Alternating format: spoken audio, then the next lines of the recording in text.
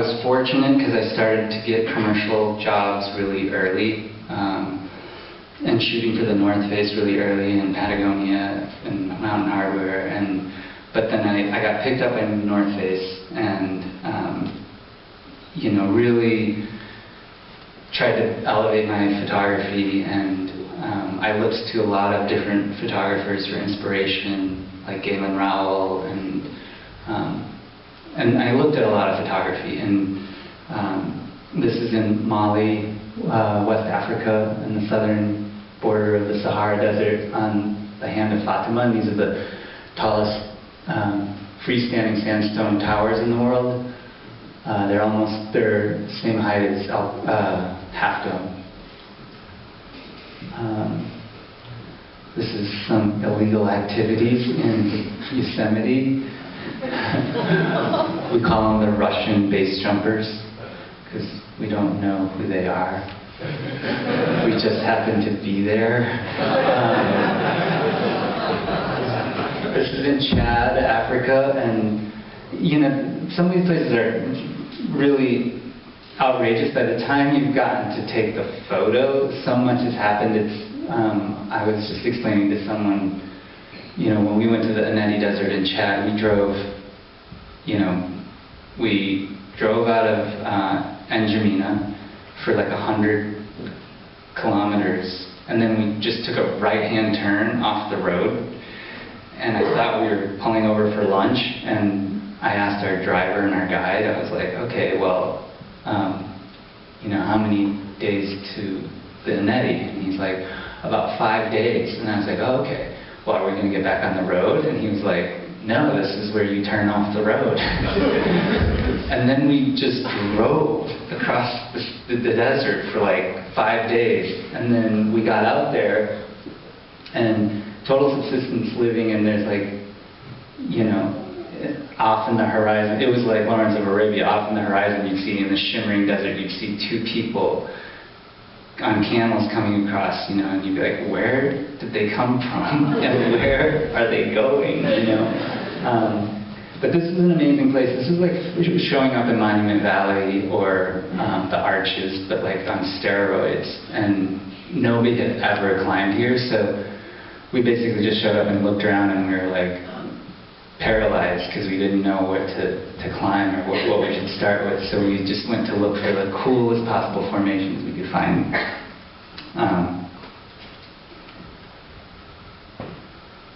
So one part of my job that I really appreciate is the people that I work with and the athletes that I work with. And some of you are probably familiar with this young gentleman, Alex Honnold, who's made a pretty big name for himself in the last few years. And this is a photo from like a month ago. We were up in the Bugaboos together.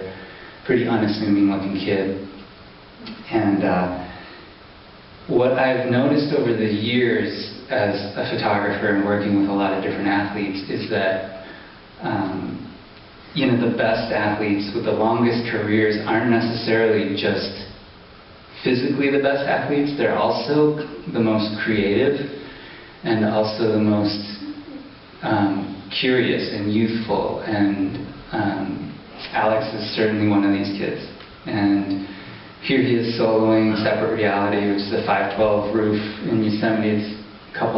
It's like 900 feet off the deck, and he has this laser-like focus, obviously, but he's this Mensa-tested genius. He's a voracious reader and just an incredible athlete. But he showed up and he just didn't care what anybody else thought, and he didn't care about what people thought the limits were, and he just had his own vision, and he would go out and follow it. And it's been incredible to follow his careers, because I guess, when we brought him on the North Face team, kind of Conrad and I were tasked with mentoring him, and we took him on his first expedition. And then I shot him for the cover of the Geographic in 2011. And And then after that, he was on 60 Minutes, and he's just been kind of blowing up since that. But along the same lines as Alex, I've worked with other athletes. Another standout athlete is Kit Delorier, who's a good friend of mine, and she lives in Jackson. And her vision was to ski the 7 summits. She didn't want to just climb them; she wanted to ski them. And she brought me on to attempt the North Face, or to attempt Everest. And I happened to try it in 2003 with Stephen Koch on the north side, and I had my own ambitions of skiing it. And long story short, that expedition turned out, well, we had some really close calls and didn't make it. But I had it set in my head that, this is something I wanted to do. And then in 2004, I went back on the south side with David Brashears and Ed Beasters, and we climbed to the top. And the whole time I was thinking, oh, is this skiable? Is this skiable? And I looked at the whole route, and I thought it was skiable. And so when Kit recruited me and her husband, we went in 2006 and then headed up. And after a pretty long trip, I think we were in base camp or in the region for 60 days, and eventually got to the top. And this is Kit clicking her poles together before she drops in off the top. And this is skiing right above the Hillary Step at 28,000 feet. I mean, you either have to be really creative or maybe you're just nuts. I don't know. I mean, some people think hyper-creativity is being crazy, but we could talk about that later. And then this kid skiing the Lhotse Face, which ended up being probably the hardest part of the ski descent.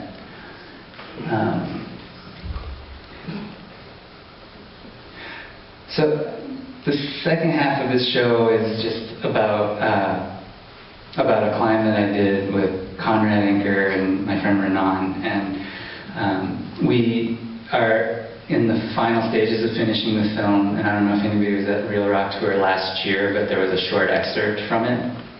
And the film was really kind of about a lot of things, but this is, this quote kind of embodies the dilemma that you're faced with in life, not necessarily just climbers, but in the film it's the dilemma that we're faced with.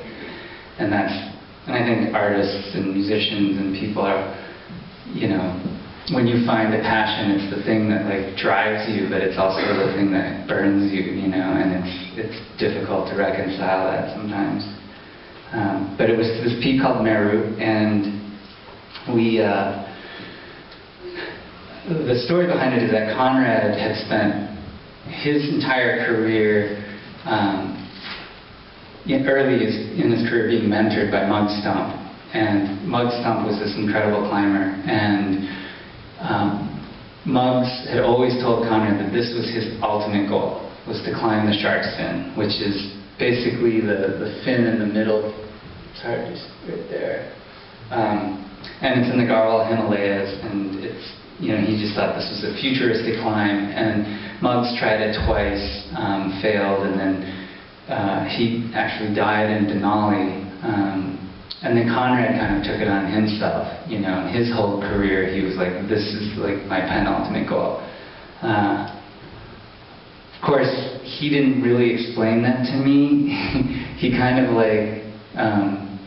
just was pretty nonchalant about it, which is always, I know now, is an indicator. The more nonchalant he is, the more worried you should be.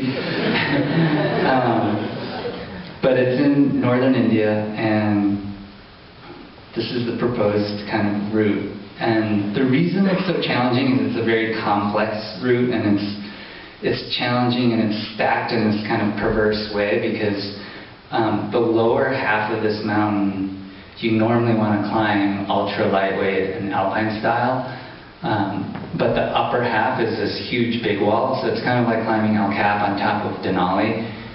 You have to haul big wall climbing gear up Denali and then climb El Cap, you know. So it's Conrad's been climbing for a long time, so his taste is very refined for the type of suffering he enjoys. And so, you know, I've been climbing with Conrad for 10 years, and Conrad, well, actually I've been climbing with him for 12 years, but he was my mentor as well. And so we went up there in 2008 and tried this peak together, and essentially went up and climbed for a few days and got caught in this massive storm. And we're with my other friend, Renan Ozturk. And this is kind of like the style of climbing, like you climb and then you get to where you would normally put up a tent, but it's too steep to put up a tent, so you put up a portaledge, which is like the equivalent of like a single bed, except for you cramming 3 guys in with all their winter alpine gear on top of each other. It's pretty hysterical.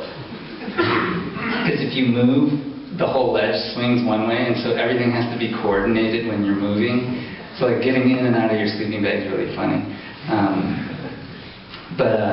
So we got caught in this huge storm, and here's a little clip from the storm.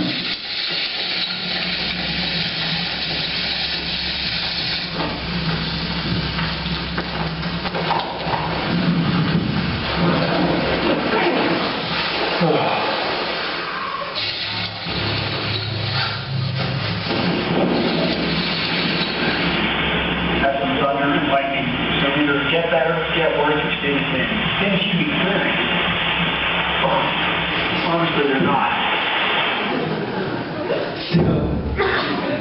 So we were stuck up there for 4 days, and we had brought 8 days of food. And yeah, this is Renan's first really serious alpine climb. And if you're wondering what you know, after 4 days sitting on a ledge, what it looks like, this is what it looks like.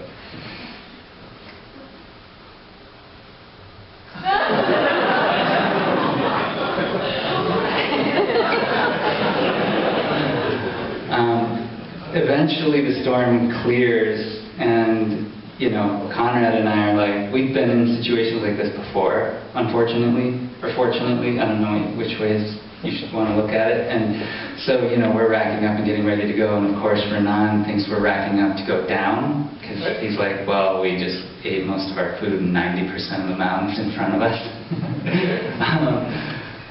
So he hasn't really done any heavy expeditions with Conrad, and I know from experience, because I've been on 20 expeditions with him, that this was only the beginning. And so Renan got the full rite of passage on this climb. And one of the things about this climb that was really challenging was the fact that normally you climb cracks systems, and every corner that we turned on this route, it was just like the worst case scenario. And this is another clip from it. And I think there might be some strong language in one of these videos, so my apologies ahead of time for any kids. Right in the middle of nowhere. Mountains for sure, there's no crack systems here. Get to sections that are just totally blank, think for sure we're gonna bail, and then Jimmy or Conrad just launches into the void. Hooking, loose, super gnarly, hard, modern A4, just full on in your face, super relentless.